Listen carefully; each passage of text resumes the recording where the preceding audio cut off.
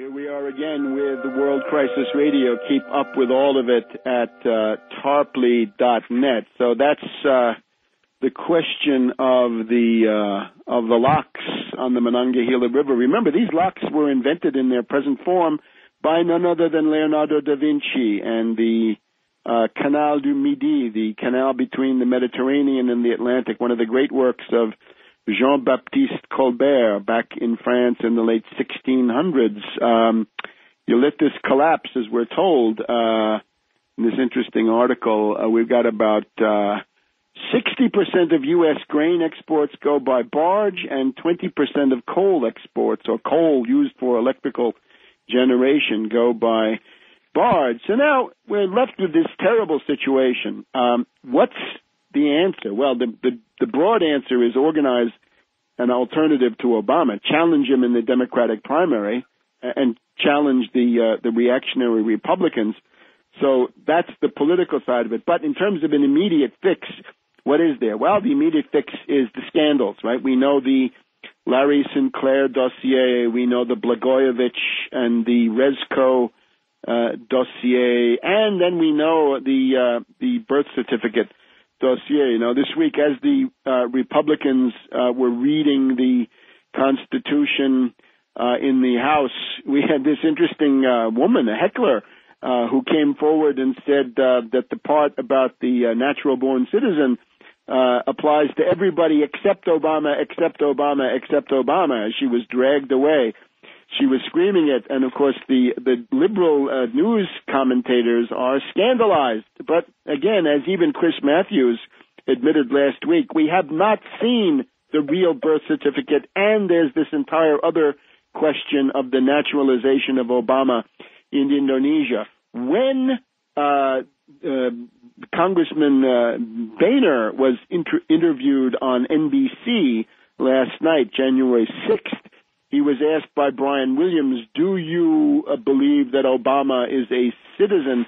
And Boehner dodged the question very cowardly, not very much an uncertain trumpet. He says, the state of Hawaii says that they have his birth certificate, and that's good enough for me. On the other hand, he says, I can't tell my members what they should think. For the liberals, that's not enough. The liberals say that you've got to tell everybody what to think, which is that Obama is indeed qualified to be president. So that issue is now open. Congressman Issa of California is everybody's candidate to do something about this. He put out a list of 6 priorities, and none of them have to do with investigating whether Obama is actually legally qualified to be president. So I would hope that we can get something going vis-a-vis Issa, and therefore let's turn, as usual, to our friend Phil Berg in Philadelphia, the lawyer who launched this entire issue on that famous day, August 21st, 2008, at the Supreme Court. Welcome, Phil. My pleasure to be on with you. You gave a great synopsis here of what's going on with Obama. It's truly a shame. I mean, here Issa sets out his 6 priorities.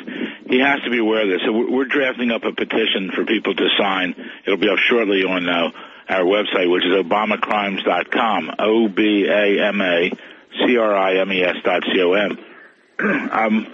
We have to pressure him. It's vital to this country. I mean, I can't understand why these politicians think by not dealing with this issue, the country's going to be in good shape. The country's in lousy shape right now. We're the laughing stock of the world.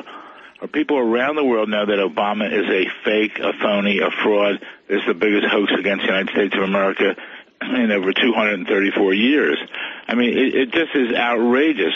But the interesting thing, you know, as you mentioned Chris Matthews last week, and also we can't forget Governor Abercrombie. And I think one of 2 things is going on. Either they're going to start to dump Obama, because if Obama right now is playing with anything he wants. I mean, it doesn't seem like it's a concrete agenda. Now, he does have the BlackBerry. I think he's being blackmailed. I think he's being told what to do. But some of the things he's doing now is really irritating some of the people behind him. If they get to the point they want to dump him and figure they'll take their shot with Biden, it could happen 1, 2, 3. I mean, that's where I can't understand Chris Matthews coming out that way. We talked about that, I believe, last week. And also Governor Abercrombie from Hawaii, he kept saying, I'm going to do this, I'm going to do this, I'm going to do this. And then suddenly he's not talking anymore. I think the reason he's not talking anymore, the Obama people got to him and said, close your mouth, shut up, because Obama really wasn't born here in Hawaii. It's interesting what you also said with the new Speaker of the House. I think he said his comments were, well, Hawaii has the birth certificate. Hawaii officials said they saw a birth certificate. They never said it was from Hawaii. And I believe that's the problem. I think what happened is they turned it in when he became, if he became, for the document that they put up there on their website back in June of 2008, trying to indicate that Obama was born in Hawaii. It's just there's something, either that or there's something else missing. But I really believe we're on target with it, because why else would he seal all his records?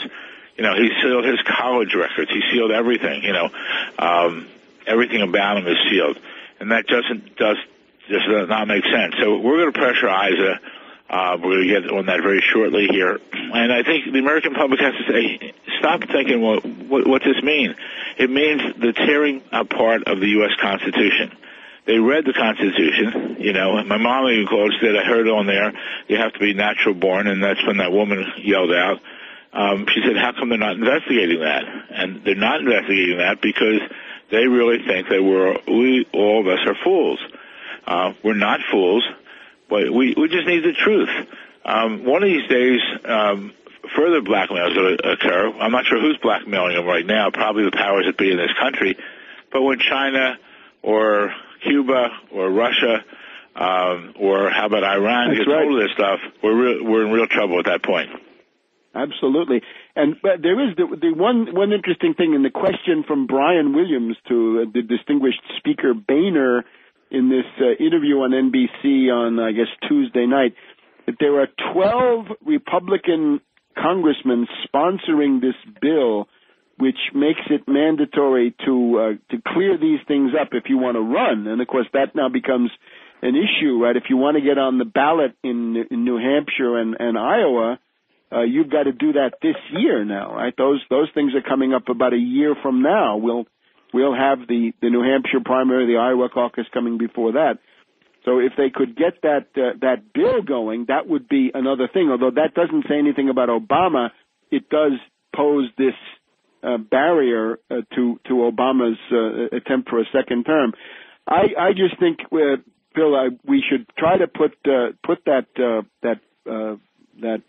petition up, that open letter to Congressman Issa. The other thing that's possible now is that since you've got the appropriations process, right, typically the place where it's possible to testify, and I've done this myself in the past, you can testify in the various House appropriations subcommittees, the College of Cardinals, let's say, on just about anything.